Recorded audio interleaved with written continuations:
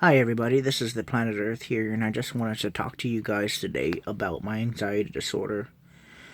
So, my my anxiety has been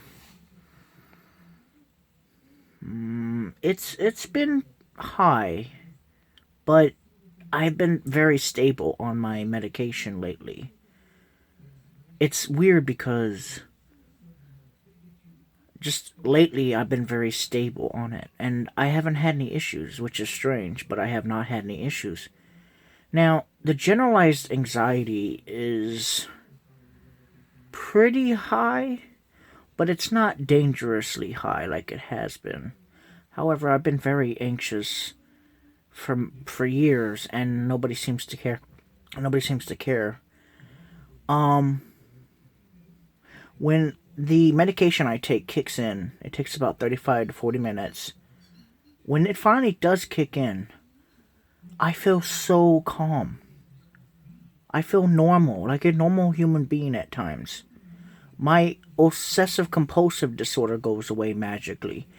My anxiety, my generalized anxiety, my feelings, my heart rate drops down to the 60s. Sometimes it goes into the 50s when I'm not anxious.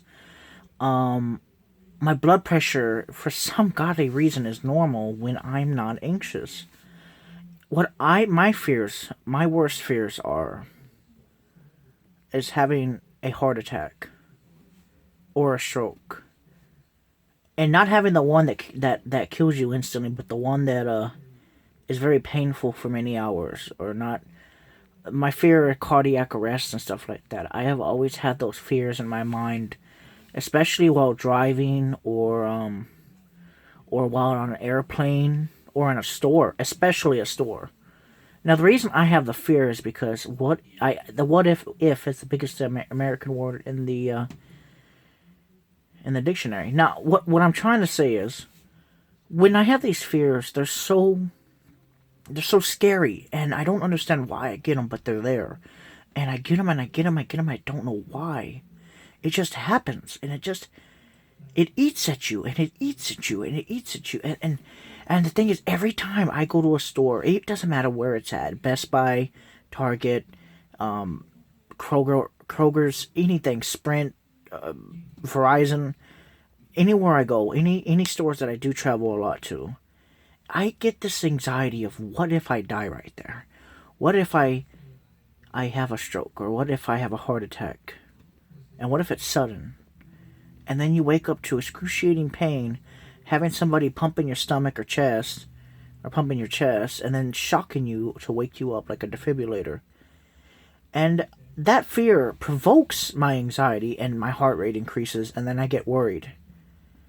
Another fear I have is, well, this one's recent.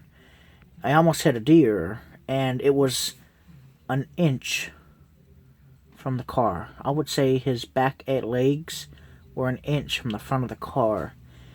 And it's scary to know that if you hit a deer, it could fuck your car up. But at the same time, it could also go through the windshield, and it could cause great harm. Those are my anxieties, and that's what I worry about every day. Sometimes I'll lay here, and sometimes I'll get up and think, what if I have something happen to me while I'm doing nothing? Like playing a game, and then the next minute you're just gone. And that's my fear. But the only medication that I've ever taken in my life, and I've been on so many different medications. The only medication that I take that seems to at least make the thoughts go away and make me function as at least function somewhat is going to be lorazepam. And the benzodiazepine that I do take, it knocks those anxieties away. I don't know why, but it'll knock those anxieties away, and I'm able to just take a chill pill and just, well, that's what a chill pill is, but just take a pill, and within 35 minutes, all those scary thoughts and the adrenaline rushes and the palpitations, they just seem to slow down. and the heart rate just slows down, and the pulse and the blood pressure just, they slow down. And I'm just like, oh God, yeah. I feel that calmness. And this is why I hate benzos. They have a good side, and they have a really bad side. And the real bad side is they're addictive.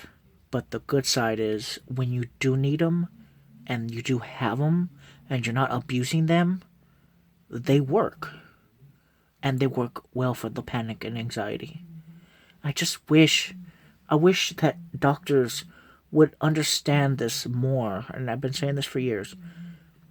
I wish the doctors would understand that there's just some people in this world that have such bad anxiety that not therapy or wishful thinking or even meditation can stop this kind of anxiety. And I have this anxiety without my permission for many, many, many, many years, and I don't know why. But it's there. And I don't get it. I just don't get it. For everybody on my YouTube channel, and for everybody out there that finds this video, no matter who you are, no matter where you're from, or if you're actively taking antidepressants or antipsychotic medication or anti-anxiety medications, I feel your pain. And it sucks, and I'm sorry. I'm sorry, guys, okay? I'm sorry that you have to suffer. I have to suffer every day of my life. When I wake up to the moment before I go to sleep, before my body, right before I go to sleep, I put on a movie from Netflix, and I'll stream it either on my phone or my tablet or my laptop, and I'll finally go to sleep. And I got my fan on, because you gotta have the noise. I have to have a fan on. I have not ever been able to sleep without a fan. And even in the mental hospital, I had a fan. I'm not joking about that. Except recently I haven't been able to get a fan, but in the older mental hospitals, I was able to grab a fan and put it in my room. Can't sleep without a fan. But now you understand why. I'm here for you guys.